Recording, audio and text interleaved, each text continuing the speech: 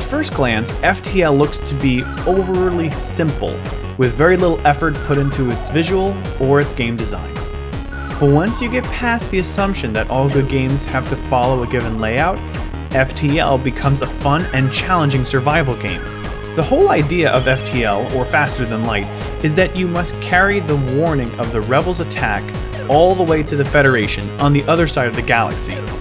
This means you have to cross multiple sectors of the galaxy, full of danger and adventure. Seems simple enough until you realize that you have to be aware of your fuel levels, upgrade your ship's weapons and shields, and prevent your crew from being captured or killed.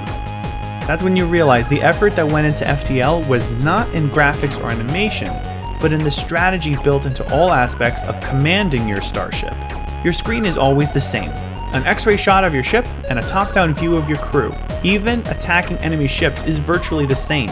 So the commanding of your ship is making sure each crew member is controlling a key system, and that they are defended from boarding parties and hull breaches.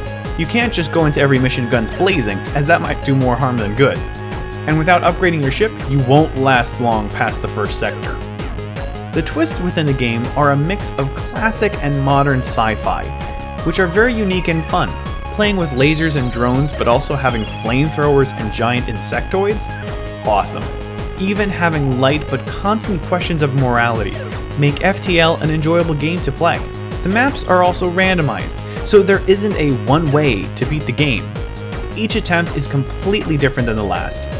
There's also several ships and configurations for each ship, making the playthroughs even more unique. The way to unlock these ships is by completing challenges along the way. So while after your 5th attempt, you may beat the game, you still have more than enough challenges and missions that you are pushed to play through a second time. The only real critique with the game is that it can sometimes be almost too relaxed. The music and sounds are well done, but are sometimes a little too calming. This, coupled with the fact that there is no camera change, the game itself can be a little lulling at times. But those times are few and far between, since there is so much effort put into the strategy and the constant need for reading the next step in the story.